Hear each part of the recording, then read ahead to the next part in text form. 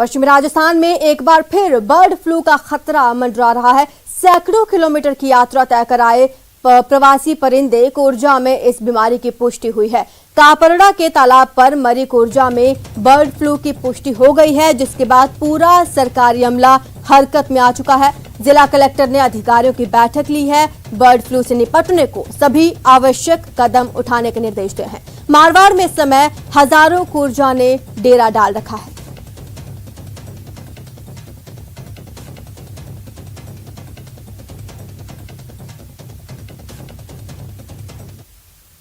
यहाँ ये domicile crane के जो प्रॉब्लम हो रही है उसके लिए रेस्पॉन्स टीम बन के हम रक्षा के साथ यहाँ पे काम कर रहे हैं।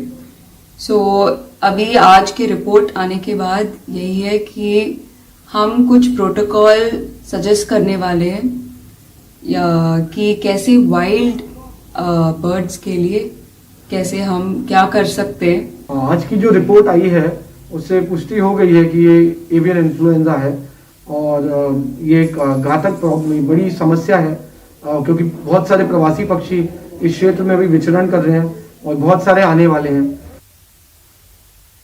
तो वहीं पाली जिले के रोहट क्षेत्र के सरदार समद बांध में बड़ी संख्या में कुर्जा पक्षी मर गए। इनमें से 100 कुर्जा को दफना दिया गया। वहीं 2 मृत कुर्जा के सैंपल्स जांच के लिए भेजे गए हैं, जिनमें से मौत के कारणों का पता लगाया जाएगा। पशुपालन विभाग के अनुसार कुर्जा की मौत का कारण बर्ड फ्लू होना लग रहा है। हालांकि सही जानकारी सैंपल्स की रिपोर्ट आने पर ही मिल सकेगी।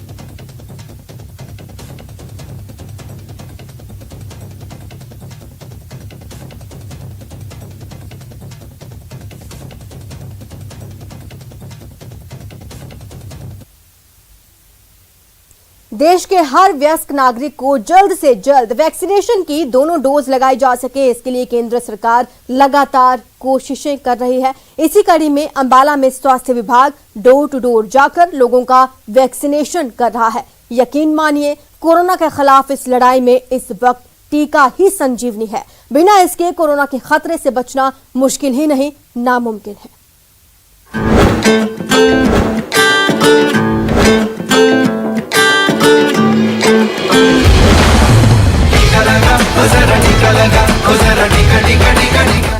अंबाला में वैक्सीनेशन में तेजी लाने के लिए हर घर दस्तक अभियान चलाया जा रहा है। इस अभियान के तहत स्वास्थ्य विभाग की टीम अंबाला में घर घर जाकर लोगों का टीकाकरण कर रही है। टीम की कोशिश है कि डोर टू डोर वैक्सीनेशन कार्यक्रम की मदद से पहली और दूसरी डोज के अंतर को पाटा जा सके। एक तरफ जहां शहरी इलाकों में जहां स्वास्थ्य विभाग की टीम घर घर जाकर लोगों का वैक्सीनेशन कर रही है, तो वहीं ग्रामीण इलाकों में इस अभियान का दारोमदार आशा और आंगनबाड़ी वर्करों के कंधे पर है, जो अपनी जिम्मेदारी पूरी शिद्दत से निभा रही है। हाउस टू हाउस एक्टिविटी की जाएगी। हाउस टू हाउस जाके लोगों से पूछा जाएगा कि आपको वैक्सीन लग गई है। जिसे वैक्सीन की 1 डोज भी नहीं लगी होगी उसको डोज लगा दी जाएगी, और जिसकी 2nd डोज ड्यू होगी उनको उनके घर पर ही हम 2nd डोज लगा देंगे। दरअसल स्वास्थ्य विभाग की नजर उन लोगों पर है जो वैक्सीन की पहली डोज लेने के बाद दूसरी डोज के लिए सामने नहीं आ रहे हैं। स्वास्थ्य विभाग की कोशिश है कि ऐसे लोगों से संपर्क करके जल्द से जल्द उन्हें वैक्सीन की दोनों डोज दे दी जाए। हालांकि पीएम मोदी के घर घर दस्तक का मंत्र देने के बाद वैक्सीन की गति बाकी शहरों की तरह यहाँ भी तेज हुई है, लेकिन पहली डोज और दूसरी डोज लेने वालों के अंतर को पाटने में अभी कुछ और वक्त लग सकता है। हर घर दस्तक के माध्यम से सभी हेल्थ कर्मियों घर घर जाके वैक्सीनेशन अभियान चला रहा है। उसमें स्वैच्छिक संस्थाएं भी जुड़ रही है, पॉलिटिकल पार्टियां भी जुड़ रही है और वैक्सीनेशन अभियान तेज गति से आगे चल रहा है। निश्चित तौर पर देश में दुनिया का सबसे बड़ा टीकाकरण अभियान चलाया जा रहा है। उस पर 2 भारतीय टीकों को मौजूदगी और दुनिया के 96 देशों से वैक्सीन को मिली मान्यता ये बताती है कि हम कोरोना के खिलाफ जंग में जीत के बेहद करीब हैं। उम्मीद है भारतीय होने का गर्व कोरोना के खिलाफ 100% वैक्सीनेशन से और भी बढ़ेगा। Bureau report, news 18 network.